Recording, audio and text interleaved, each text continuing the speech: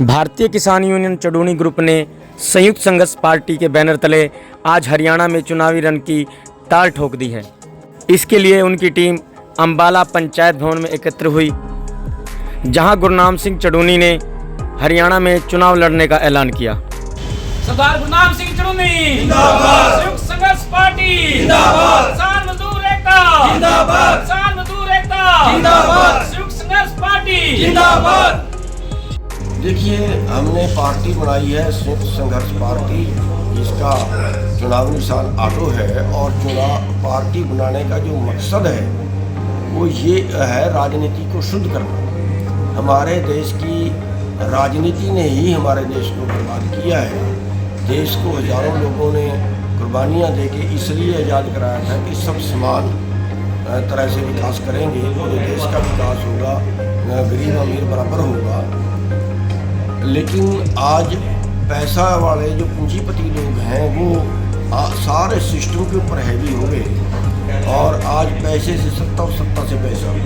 आज जितने राजनेता हैं वो भी सारे पूंजीवाद की भेंट चढ़ गए और जितने देश में कानून बन रहे हैं वो सारे पूंजीवाद के लिए हो गए। अमीर और अमीर हो गया, गरीब और गरीब हो गया और ये अंतर बढ़ता जा रहा है।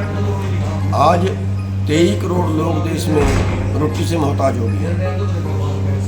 हर चीज़ का, शिक्षा का व्यापारीकरण हो गया है, स्वास्थ्य का व्यापारीकरण हो गया है, सारे देश की संपत्ति कारपोरेट खरीद गया है, कर्जा माफ कारपोरेट का हो गया है।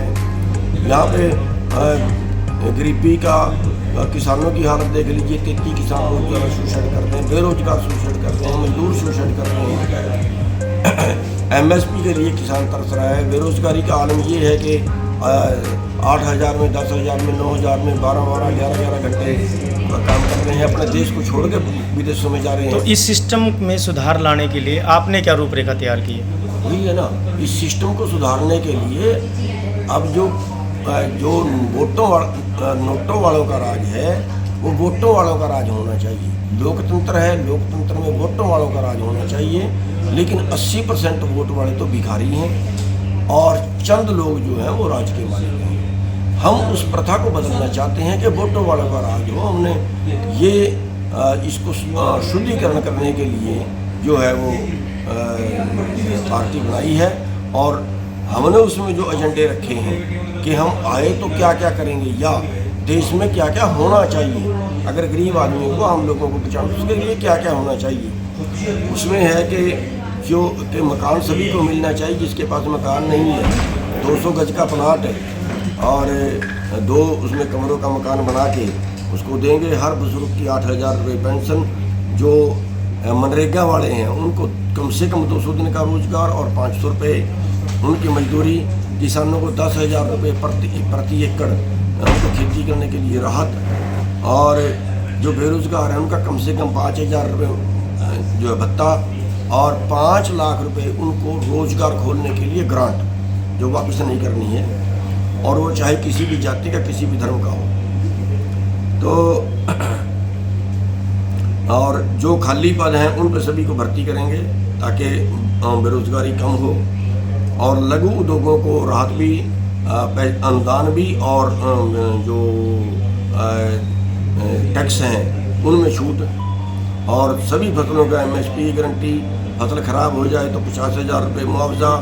और जो मुश्तरका ज़मीनें हैं जिनको सरकार छीनने जा रही है, हरियाणा में 3-4 लाख एकड़ है, उनका मालिक किसानों को बनाएंगे क्योंकि वो किसानों के खाते से जुटी है। अच्छा, जो ये पार्टी है आपकी, क्या केवल किसानों की है या अन्य वर्ग भी जुड़े हैं? सभी वर्ग जुड़े हैं। मैंने मजदूरों का जिक्र किया है, मैंने सभी उसमें दुकानदार का भी हमने लिया है कि जो छोटे दुकानदार हैं, रेडी फड़ी वाले हैं, और रेडी फड़ी वालों को अलग से जगह देंगे, उनको पैसे की भी राहत देंगे, उनको कोई इंस्पेक्टरी राज भी उनको परेशान ना करें उनके रोजगार के लिए। तो वो सारे लिए हैं। जो ठेका प्रथा है, जो सरकारी महकमे हैं उनमें उसको ख़त्म करके और कम से कम 25,000 रुपये एक की तनख्वाह कम से कम होनी चाहिए। ये सारे मुद्दे उसके पीछे में शामिल हैं। तो पार्टी 90 विधानसभा में से कितनी सीटों पर चुनाव लड़ेगी?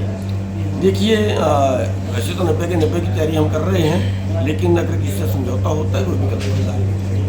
तो अभी किसी पार्टी से बात चल रही है समझौते के लिए? अभी तो हमने 4-5 दिन पहले काम शुरू किया है। अभी तो जैसे ही बात फैलेगी, जैसे ही हमारा लोग साथ जुड़ेंगे, उसके बाद बात होगी। तो आपने जब से अपना अभियान शुरू किया है उसके बाद आप जनता के बीच में भी जा रहे होंगे, किस तरह से रिस्पांस मिल रहा है? देखिए, बहुत अच्छा रिस्पांस मिल रहा है। लोग ज़रूरत महसूस कर रहे हैं। लोग कांग्रेस बीजेपी ये हो गई है, और ये दोनों जो है वो कारपोरेट के शिकंजे में हैं। एक उधर से भी मतलब सत्ता पक्ष में हो वो भी पैसे लेते हैं, विपक्ष में वो भी पैसे लेते हैं, और राजनीति का व्यापारीकरण हो गया। हमारे देश में राजनीति का व्यापारीकरण हो गया, शिक्षा का व्यापारीकरण हो गया, स्वास्थ्य का व्यापारीकरण हो गया, अब रोटी का भी व्यापार करते रहेंगे, जिसको 750 किसानों ने शहीद दिल्ली पहुँचाया। इसलिए इस राजनीति को शुद्ध करने के लिए पार्टी बनाई है संयुक्त संघर्ष पार्टी, जिसका ऑटो निशान है।